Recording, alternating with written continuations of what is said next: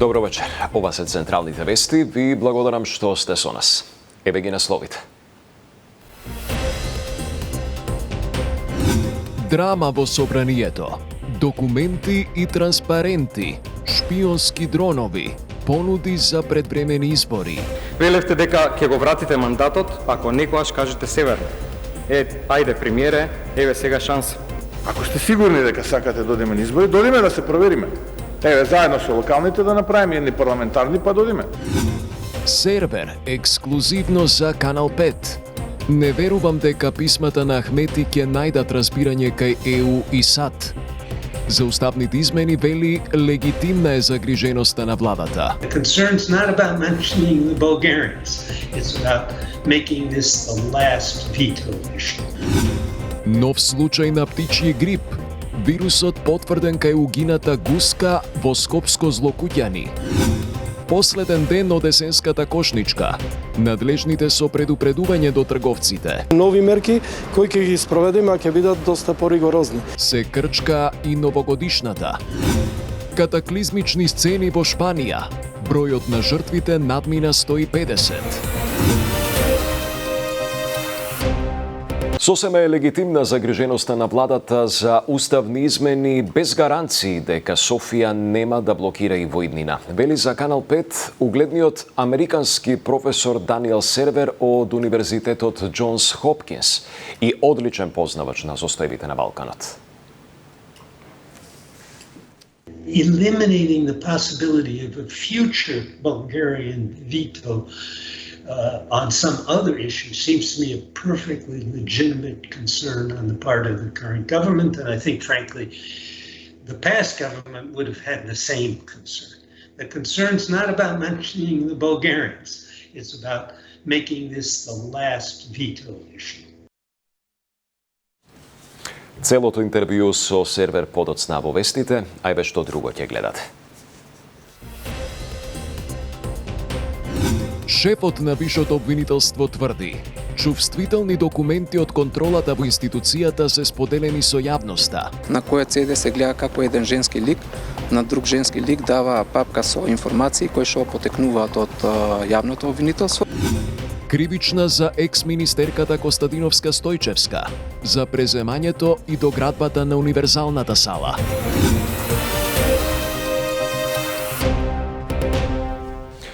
Потврден нов случај на птичји грип, овој пат во комплекс во Скопско Злокуќани. Спроведена е постапка на заловување и на другите птици во комплексот, каде што ќе се извршат натамошни тестирања за евентуално присуство на вирусот. Дејан Трајковски. 2 недели по потврдениот случај на птичји грип во зоолошката градина во Скопје, АХВ денеска регистрираше нов случај на вирусот, овој пат во Злокуќани, населба каде не се регистрира за прв пат ваквата појава. Птичјиот грип е потврден кај угината гуска која била пронајдена во близина на езеро во комплекс за домување од затворен карактер. По 2 години повторно е детектиран птичји грип во Злокуќани, овој пат пронајдена е мртва птица во овој комплекс за домување.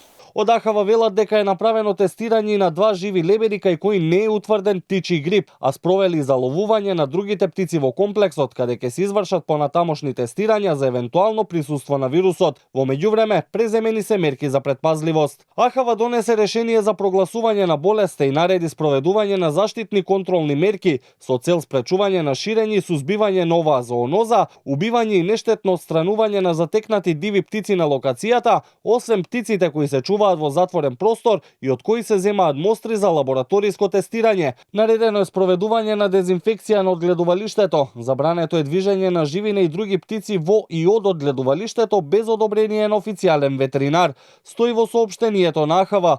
Инаку, на 19 месецов десетина вработени во АХВ со скафандери поради птичји грип усмртија 35 птици во зоолошката градина, која по акцијата се донесе одлука да остане затворена 21 ден, постапка за која тогаш остро реагира од град Скопје.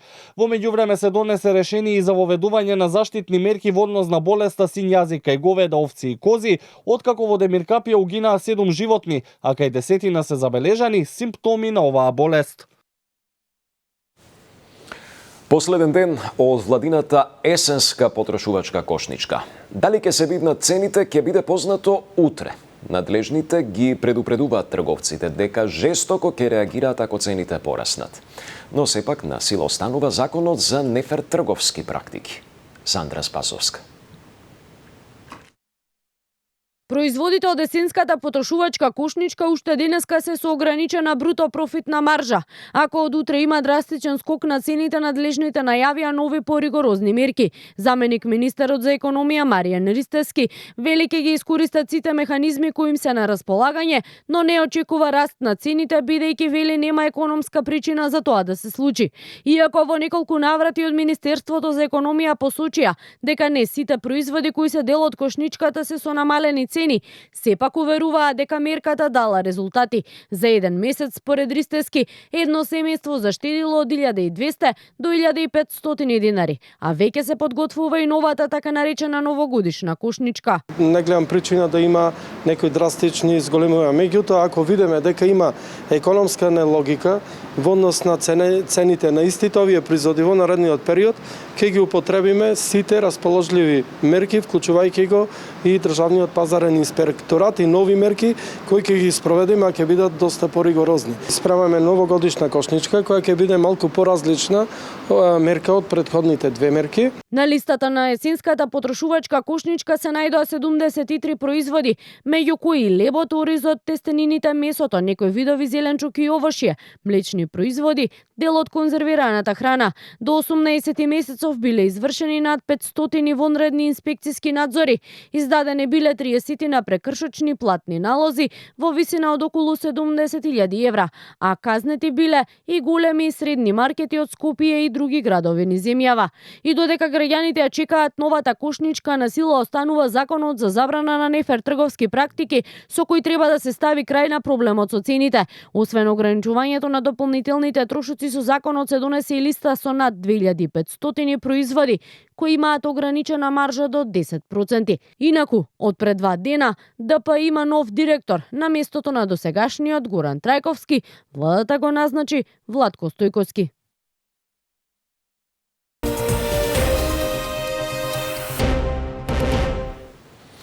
Нов скандал на повидок открива шефот на Висшето јавно обвинителство Мустафа Хајрулахи.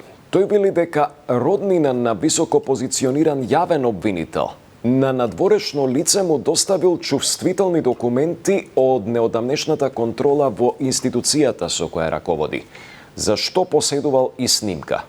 За Канал 5 вели дека случајот ќе го пријави и во МВР.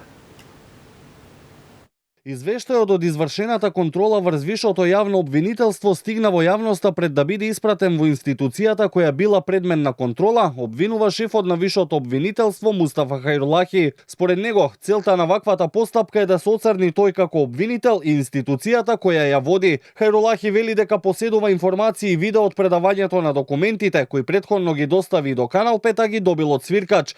Тоа лице, како што вели, му посочило дека тие биле предадени од страна на член на семејство на високо позициониран јавен обвинител на друго лице кое не е од обвинителската фела. Денеска исто така ќе ви доставам и CD со видеоматеријали, на кој CD се гледа како еден женски лик на друг женски лик дава папка со информации кои што потекнуваат од јавното обвинителство. Дали препознавате некого на видеото? Не препознавам, но од свиркачот ми е кажано дека се работи за близок член од семејството на еден високо позициониран јавен обвинител. За кој обвинител станува збор? Не можам да потенцирам, не смеам да кажам. Тоа истражните органи ќе го докажат. Хајрулахи посочи дека материјалите ќе ги достави до надлежните институции од кои очекува да го расчиста случајот со цел да биде заштитена институцијата и тој како шеф на Висшето обвинителство. Секако ќе ги доставам и до МВР, МВР нека си поведе постапка, нека да работи на случајот, а истото да биде доставено и до јавното обвинителство, а се со цел да се видат од каде лицето кое што ги дава материјалите, од кај му се истите. Хајрулахи во изминатиот период беше присутен во јавноста, откако јавно го обвини шефот на Републичкото јавно обвинителство Љупчо Коцевски дека вршил директен притисок врз него, во насока да биде внимателен каква одлука ќе донесе за предметот со бонусите на СЈО и во истиот да не се дава својство на оштетен на партијата ВМРО ДПМНЕ. Поради тоа Хајрулахи смета дека извршената контрола во вишото обвинителство е производ на организирана хајка и притисок врз него. Коцевски од друга страна категорично демантираше дека вршел притисок, а што се однесува до контролите, кажа дека тие се редовни и се вршат и во останатите јавни обвинителства. И во вчера објавениот извештај, а и денеска Европската комисија порачува дека уставните измени остануваат услов за македонските евроинтеграции. Во однос на можноста за повторно спојување на Македонија со Албанија, портпаролката Писонеро вели дека тоа зависи единствено од напредокот на земјите. President von der Leyen was recently in mission in the Western Balkans and also in Skopje. I mean, she basically recalled that we have obviously a very clear goal in sight, and it is to be able to open the fundamentals cluster as soon as possible. And here, of course, she referred to the constitutional change that North Macedonia has committed to do. And of course, we urge all political forces to indeed come together to make this important step forward. Иако во извештајот на Европската комисија се користи помек тон, тоа не ги менува сериозните забелешки пред се во сферата на правосудството и во борбата со корупцијата. Велат за Канал 5 дел од аналитичарите во земјава кои ги нотираат клучните наоди во документот. Ивана Стојановска. Без забележителен напредок и стагнирање или назадување во клучните области како што се правосудството и борбата против корупцијата. Вака дел од познавачите го оценуваат најновиот извештај на Европската комисија за напредокот на Македонија. Според Марко Трошановски, клучната порака која комисијата ја испраќа се уставните измени, а најголемиот број забелешки се однесуваат на кластерот темели и смета дека итно треба да се превземат чекори за подобрување во оваа област.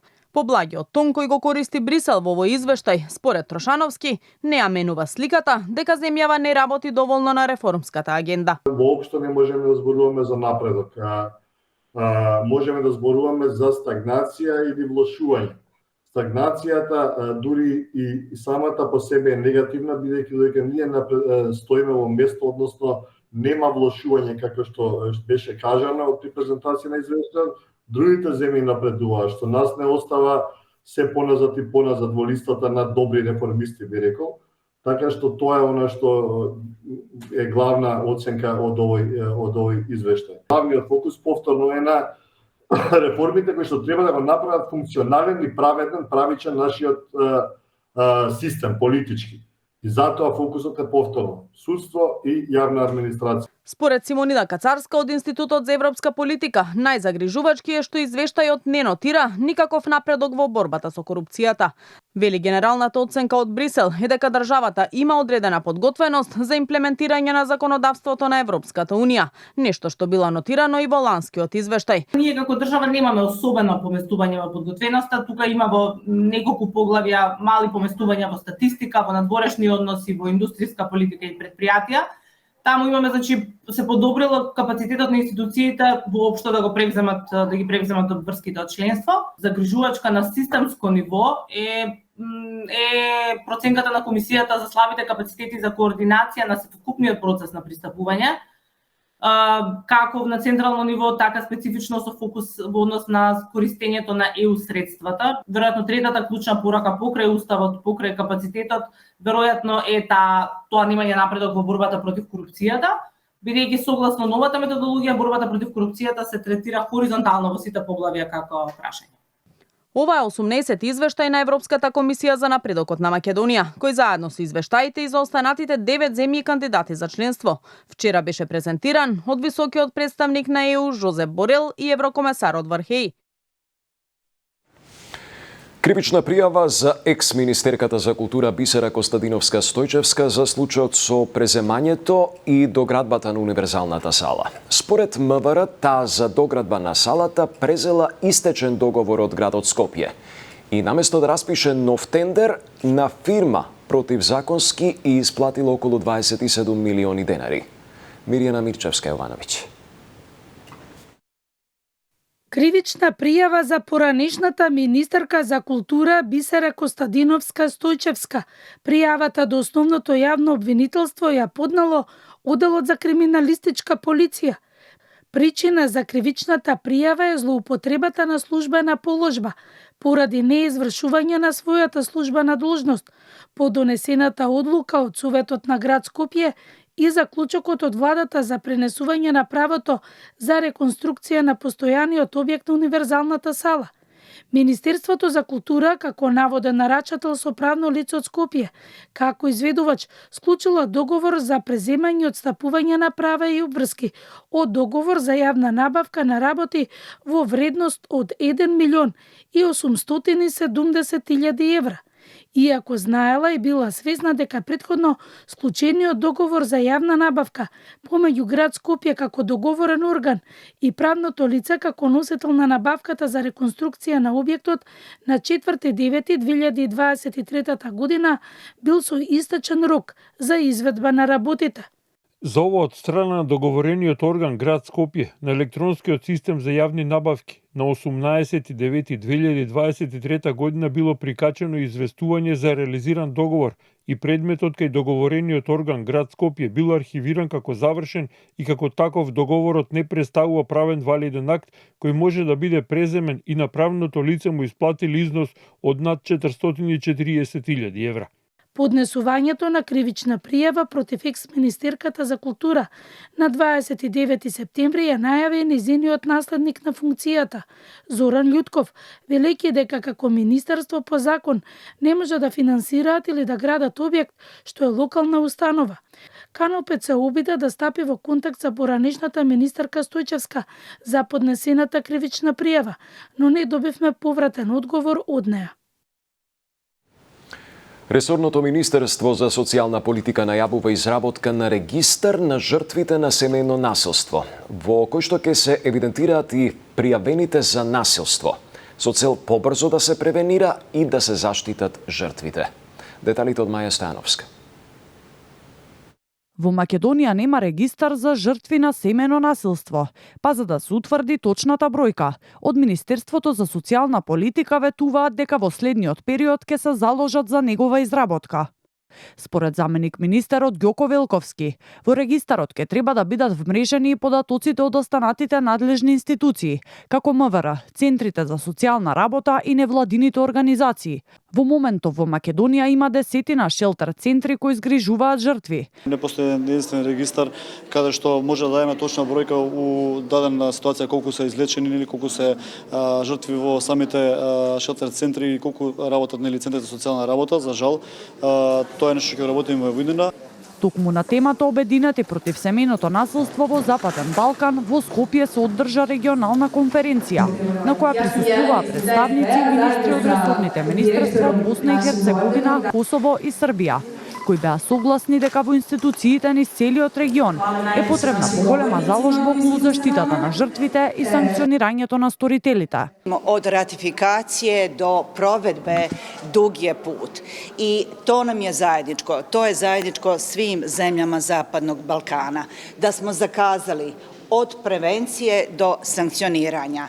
I upravo to može da bude naš zajednički cilj. Koliko je potrebno naprediti zakonske okvire, ajmo da to zajedno uradimo, jer spasiti jedan život je, mislim, čini mi se, zadatak svih nas.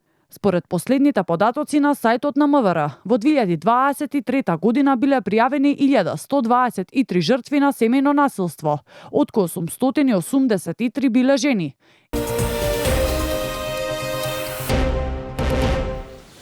И како што најавивме на почетокот, во продолжение интервјуто на колегата Јован Ѓорговски со Даниел Сервер од Универзитетот Джонс Хопкинс. Professor Server, thank you for this interview. The leader of DUI, Ali Ahmeti, has sent a letter to you as well, to which you answered briefly with 1 yes and 2 no's. What are your arguments for the answers? Well, on the language question, I mean, it's a fairly simple matter, it seems to me, that the Ohrid Agreement has some requirements, and Macedonia has been implementing them, and I think should continue to implement them. I mean, the simple fact of the matter is that there are 2 main languages in Macedonia. So far as the representation of the government of Albanians is concerned, I mean, that's That's a consequence of the coalition negotiations. That's a political question for me, not a juridical one. And, the fact of the matter is that one of the reasons that Dewey did not succeed in the last election, let's put it that way, is that it had been quite strong in the last government, and that was somewhat resented. It held a number of very important positions. And look, Macedonia has a great record of alternation in power. And the one alternation that hadn't occurred yet was on the Albanian side of the equation. Now it's occurred, and if the voters are unhappy with the representation government of the Albanian parties, they'll vote for somebody else next time around. Do you think it would be a setback for the rights of Albanians if the Constitutional Court follows the recommendation of the Venice Commission on the law of languages, especially in the part about its use in the judiciary? Well, look, the Venice Commission has a much clearer view of these things than I have. But these are practical questions that it seems to me can be resolved. The notion that the Americans are worried about these things is not true. I mean, the truth of the matter is that American attention is someplace else at the moment. And we need to conserve American attention for things that matter in a big way. The Macedonian government interpreted the letters as a continuation of Dewey's reactions after the change of government. Do you believe that Dewey has the power to destabilize the country, and can they find an understanding of their demands on the issue of legitimacy with the US and the EU? Dewey is in opposition, and it's pursuing a vigorous opposition, making its positions clear, and that's what it should be doing in this situation. I mean, a vigorous opposition is a good thing, not a bad thing.